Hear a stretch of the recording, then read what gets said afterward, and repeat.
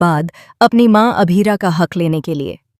Serial ये रिश्ता क्या कहलाता है का आने वाला एपिसोड काफी धमाकेदार होगा, क्योंकि अब दादी सा अभीरा और उसकी बेटी मायरा को लेकर मसूरी में अक्षरा के फार्म पर पहुंच गई है, जहां जाकर दादी सा को ऐसा लग रहा था कि अभीरा अपनी इस हालत में सुधार लाएगी, लेकिन ऐसा बिल्कुल भी नहीं होता।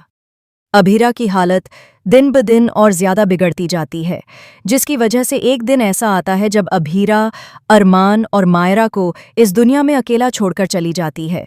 लेकिन अभीरा को इस हालत से गुजरते हुए देखकर मायरा के दिमाग पर बहुत बुरा असर पड़ता है, और जब 20 साल बाद वह बड़ी होती है तो अपनी मां के जन्मदिन पर वह यह कसम खा रही होती है कि अब उसे अपनी मां के लिए, अपनी मम्मा अभीरा के लिए वह सब कुछ दोबारा हासिल करना है जो उसे नहीं मिल पाया था। लौटेगी मायरा दोबारा उदयपुर और उसके बाद बिखर जाएगी अरमान और गीतांजलि की दुनिया। दिखेगा एक बार फिर से कि उदयपुर के सबसे बड़े लॉ फर्म पर अभीरा की बेटी मायरा का कब्जा होने वाला है, जिसकी वजह से अरमान और गीतांजलि के बीच दूरियां बढ़ती हुई नजर आएंगी और मायरा इसका पूरा फायदा उठाएगी, क्योंकि मायरा चाहती थी कि अरमान और गीतांजलि दोनों को बर्बाद करके रख दे, क्योंकि उसकी मां अभीरा भी अरमान की बार बार की गई गलतियों की वजह से जिंदगी भर उस हालत में और उस दर्द में गुजरती रही थी।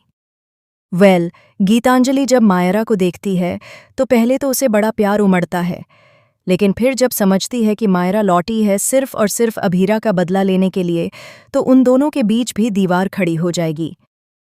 दोस्तों, मैं आपको बता दूं कि अभी पोदार फर्म को अरमान क्रिश से छीन चुका होता है और अरमान व चाचा साहब मिलकर इस फर्म को चला रहे थे। इस फर्म के सारे शेयर्स या तो अरमान के नाम पर हैं या फिर गीतांजलि के बच्चे के नाम पर, लेकिन मायरा के लौटने के बाद सब कुछ बदल जाएगा, क्योंकि अरमान के साथ अब गीतांजलि और उसका बच्चा रह रहे होते हैं। वहीं पर उनके सामने खड़ी है अभीरा की बेटी, उसकी ही तरह जिद्दी मायरा। क्या मायरा वापस ले पाएगी अपनी मां का खोया हुआ सम्मान? कौन देगा उसका साथ इस पोदार के घर में? हमें कमेंट बॉक्स में लिखकर बताएं, और ऐसे ही धमाकेदार ट्विस्ट जानने के लिए चैनल को सब्सक्राइब करें। मिलते हैं अगली वीडियो में।